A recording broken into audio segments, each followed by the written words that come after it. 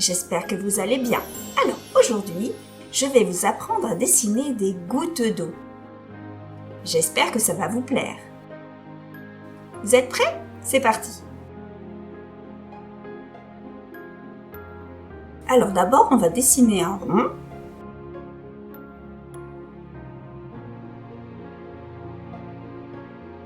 Ensuite, on va faire une petite forme pour symboliser les éclats de lumière. Alors on va griser un petit peu sur le côté de la goutte pour symboliser l'ombre. Après, on peut dessiner une goutte qui est en train de dégouliner. Donc pareil, on fait la même chose.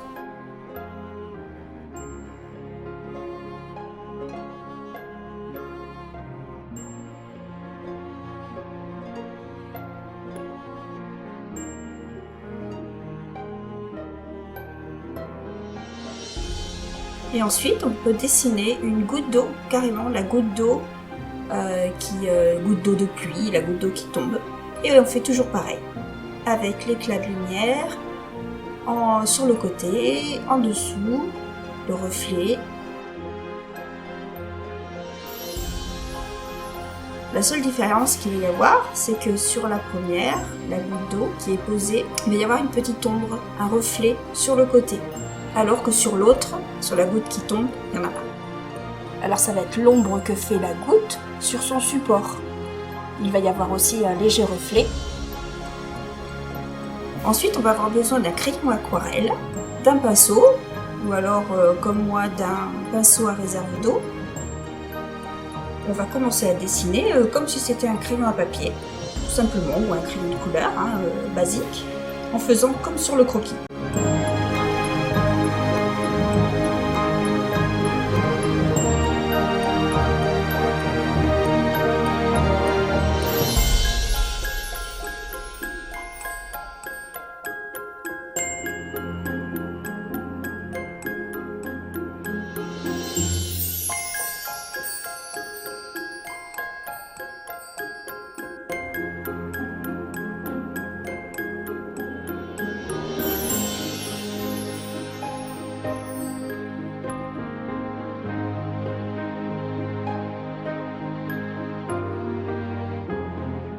Et là, on va passer le pinceau humide et vous allez voir que, comme par magie, le crayon va se transformer en aquarelle. D'où le nom du crayon aquarelle. Et vous allez voir, ça doit être super joli. Alors là, il y avait un petit peu trop d'eau sur mon pinceau, donc ça bave un peu. Mais une fois que ça sera sec, on pourra revenir dessus pour le rectifier.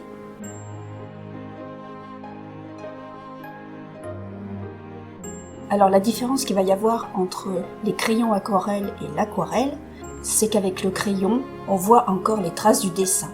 Même si c'est léger, alors que l'aquarelle, bien sûr, comme il n'y a pas de crayon, on ne voit pas de traces de traits.